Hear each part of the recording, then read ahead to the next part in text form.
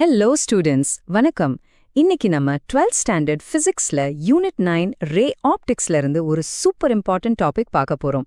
Topic பேரு refraction at spherical surfaces and by lenses. இது பார்க்க கொஞ்சம் கஷ்ட மாதிரி தெரியலாம், ஆனா உங்க எக்ஸாம்க்கு ரொம்ப ரொம்ப முக்கியம். பயப்படவே தேவையில்ல, நம்ம இதை ரொம்ப சிம்பிளா ஈஸியா கத்துக்க போறோம். ஓகேவா? Let's start. ரைட், இப்போ நம்ம டாபிக்குள்ள டைரக்டா போறதுக்கு முன்னாடி ஒரு சின்ன விஷயம். நம்ம டெய்லி லைஃப்ல பாக்குற ஒரு மேஜிக்லேருந்து ஸ்டார்ட் பண்ணலாம். ஒரு கேள்வி கேக்குறேன், யோசிச்சு பாருங்க. நீங்க எல்லாமே இதை நோட்டீஸ் பண்ணிருப்பீங்க, கரெக்டா? ஒரு கிளாஸ்ல தண்ணி எடுத்துட்டு அதுக்குள்ள ஒரு பென்சிலோ ஸ்பூனோ வச்சா அந்த தண்ணி சர்ஃபேஸ் கிட்ட அது உடஞ்சா மாதிரி வளைஞ்சா மாதிரி தெரியும். யோசிச்சிருக்கீங்களா? அது ஏன் அப்படி தெரியுது? அதுக்கு பின்னாடி இருக்கிற பிசிக்ஸ் என்ன? அந்த கேள்விக்கு பதில் ஒரே வேர்ட்ல சொல்லணும்னா அதுதான் ரிஃப்ராக்ஷன். ரிஃப்ராக்ஷன்னா பெருசா ஒன்றும் இல்ல. லைட் யானி ஒளி ஒரு மீடியம்ல இருந்து, சொல்லணும்னா காத்துல இருந்து இன்னொரு மீடியம்குள்ள, ஃபார் எக்ஸாம்பிள் தண்ணிக்குள்ள டிராவல் பண்ணும்போது அது நேரா போகாம கொஞ்சம் பெண்ட் ஆகும், அப்படி வளையும். இந்த பெண்டிங் ஆஃப் லைட் ஃபினாமினானுக்கு பேர் தான் ரிஃப்ராக்ஷன். அவ்வளோ சிம்பிள். இதை இன்னும் ஈஸியா புரிஞ்சுக்க ஒரு சின்ன எக்ஸாம்பிள் சொல்றேன். இமேஜின் பண்ணிக்கோங்க, ஒரு கார் நல்ல தார் ரோட்ல ஸ்பீடா போயிட இருக்கு. சடனா அது ரோட விட்டு வெளியே போய் மணல்குள்ள என்டர் ஆகுது. என்னாகும்? கண்டிப்பா காரோட ஸ்பீட் குறையும். அதே மாதிரி அது ஸ்ட்ரெயிட்டா போகாம கொஞ்சம் டிரெக்ஷன் மாறும், இல்லையா? எக்ஸாக்டா லைட்டுக்கும் இதேதான் நடக்குது. காத்துங்கிறது அந்த ஸ்மூத் ரோடு, தண்ணிங்கிறது அந்த மணல். லைட் காத்துல இருந்து தண்ணிக்குள்ள என்டர் ஆகும்போது அதோட ஸ்பீட் மாறுது. அந்த ஸ்பீட் சேஞ்ச்னால தான் அது பெண்ட் ஆகுது. இப்போ புரியுதா ஏன் அந்த பென்சில் நமக்கு வளைஞ்ச மாதிரி தெரியுதுன்னு? ஓகே, இப்போ இந்த லைட் பெண்ட் ஆகும்ங்கிற கோர் ஐடியாவை வச்சு நம்ம எக்ஸாம்க்கு தேவையான என்சிஆர்டி ஃபார்முலால எப்படி புரிஞ்சுக்கிறதுன்னு பார்ப்போம். ரெடியா? இந்த என்சிஆர்டி டயக்ராம நல்ல கவனிங்க. பாத்தீங்கன்னா இங்க ஒரு கர்வ்டு சர்ஃபேஸ் இருக்கு, அதுதான் நம்ம ஸ்பெரிக்கல் சர்ஃபேஸ். ஓங்கிற பாயிண்ட்ல ஒரு ஆப்ஜெக்ட் வச்சிருக்கோம். அந்த ஆப்ஜெக்ட்ல இருந்து ஒரு லைட் ரே கிளம்பி N1 ரிஃப்ராக்டிவ் இண்டெக்ஸ் இருக்கிற ஒரு மீடியம்ல இருந்து போய் N2 ரிஃப்ராக்டிவ் இண்டெக்ஸ் இருக்கிற இன்னொரு மீடியம்குள்ள என்டர் ஆகுது. என்ன நடக்கணும்? சரியா சொன்னீங்க, ரீஃப்ராக்ஷன். அந்த லைட் ரே பெண்ட் ஆகி ஐங்கிற பாயிண்ட்ல ஒரு இமேஜை ஃபார்ம் பண்ணுது. இதுதான் பேசிக் செட்டப். இதுதான் பாஸ் அந்த கோல்டன் ஃபார்முலா.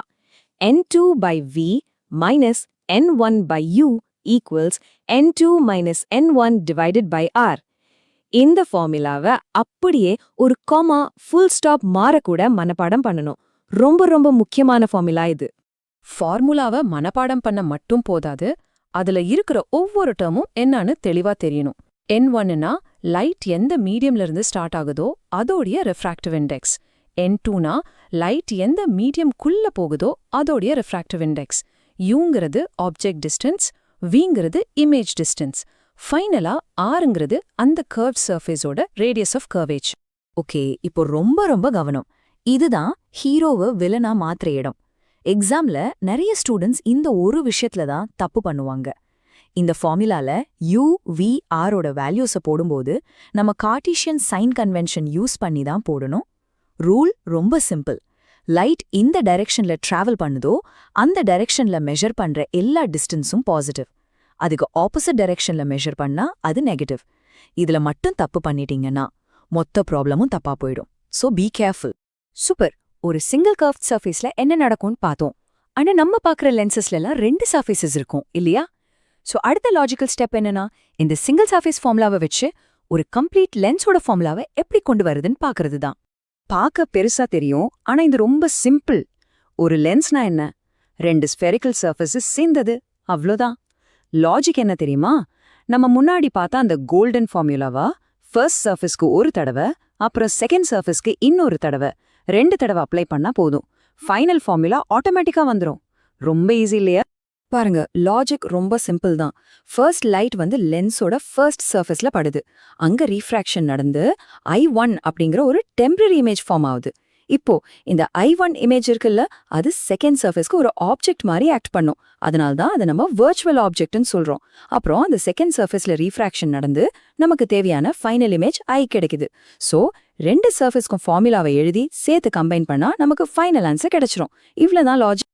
சோ இப்படி கம்பைன் பண்ணி வர்ற அந்த ஃபேமஸ் ஃபார்முலா தான் இது, த லென்ஸ் மேக்கர்ஸ் ஃபார்முலா. இங்க Fன்றது ஃபோக்கல் லென்த், Nன்றது அந்த லென்ஸ் செஞ்சிருக்க மெட்டீரியலோட ரிஃப்ராக்டிவ் இண்டெக்ஸ், R1 அண்ட் R2ன்றது அந்த 2 சர்ஃபேசஸோட ரேடியை ஆஃப் கர்வேச்சர். இந்த ஃபார்முலாவை யூஸ் பண்ணி தான் ஸ்பெசிஃபிக் ஃபோக்கல் லென்த்க்கு லென்ஸை டிசைன் பண்றாங்க. சரிங்க. இப்போ ஒரு சின்ன எக்ஸாம்பிள் ப்ராப்ளம் சால்வ் பண்ணி பார்ப்போம். லைட் காத்திலிருந்து வருது, so n1 is equal to 1. அது ஒரு கிளாஸ் சர்ஃபேஸ்க்குள்ள போகுது, so n2 is equal to 1.5. அந்த சர்ஃபேஸோட radius of curvature r is equal to +20 cm. ஆப்ஜெக்டை 100 சென்டிமீட்டர் தூரத்தில் வச்சிருக்கோம். சைன் கன்வென்ஷன் படி லைட்க்கு ஆப்போசிட்டா மெஷர் பண்றதுனால u is equal to -100 centimetre. இப்போ இமேஜ் எங்க ஃபார்ம் ஆகும், யானி v என்னன்னு கண்டுபிடிக்கணும். நம்ம கோல்டன் ஃபார்முலாவை எடுத்துக்கலாம். n2 by v minus n1 by u equals to n2 minus n1 by r. Okay, இப்போ வேல்யூஸை கரெக்டா சப்ஸ்டிடியூட் பண்ணலாம். n2 இடத்துல 1.5, n1 இடத்துல 1, u இடத்துல -100, r இடத்துல +20. கரெக்டா சைன்ஸோட போட்டு இந்த ஈக்குவேஷனை சால்வ் பண்ணா நமக்கு v equals to +100 சென்டிமீட்டர்னு வரும். இப்போ அந்த ப்ளஸ் சைனுக்கு என்ன அர்த்தம்? இமேஜ் லைட் போற அதே டைரக்ஷன்ல 100 சென்டிமீட்டர் தூரத்துல ஃபார்ம் ஆகுதுன்னு அர்த்தம். ரியல் இமேஜ் ஃபார்ம் ஆகுது. ஓகே, இப்போ அந்த மோஸ்ட் இம்பார்ட்டன்ட் பார்ட்க்கு வந்துட்டோம். எக்ஸாம்ல மார்க் குறையறதுக்கு காரணம் தெரியாத கொஸ்டின்ஸ் இல்ல, தெரிஞ்ச கொஸ்டின்ல நம்ம பண்ற சின்ன சின்ன சைலண்ட் கில்லர் மிஸ்டேக்ஸ் தான்.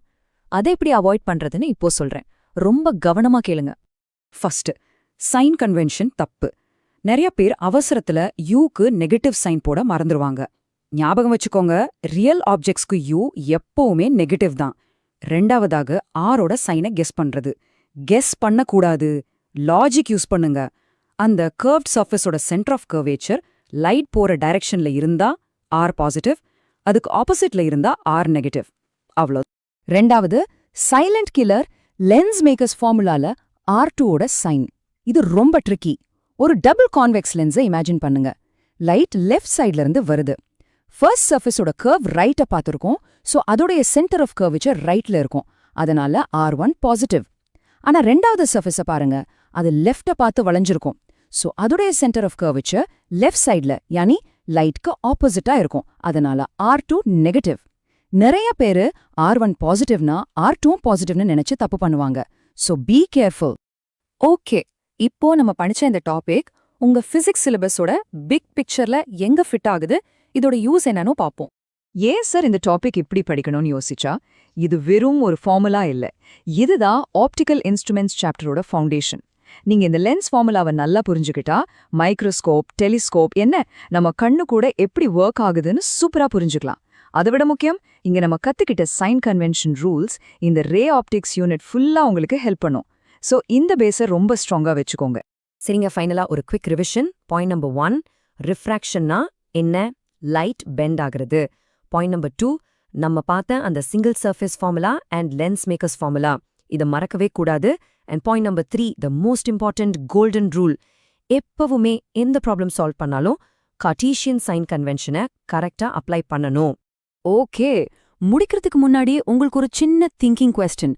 லென்ஸ் மேக்கர்ஸ் ஃபார்முலால ரீஃப்ராக்டிவ் இண்டெக்ஸ் n ஒரு முக்கியமான ரோல் ப்ளே பண்ணுதுன்னு பார்த்தோம். இப்போ யோசிச்சு பாருங்க, காத்துல இருக்கிற ஒரு கான்வெக்ஸ் லென்ஸை எடுத்து அப்படியே ஒரு பக்கெட் தண்ணிக்குள்ள வச்சா அதோடைய ஃபோக்கல் லென்த் அதிகமாகுமா குறையுமா? அப்போ அதோடைய பவருக்கு என்ன ஆகும்? யோசிச்சு உங்க ஆன்சரை காமெண்ட்ல சொல்லுங்க. All the best. நல்ல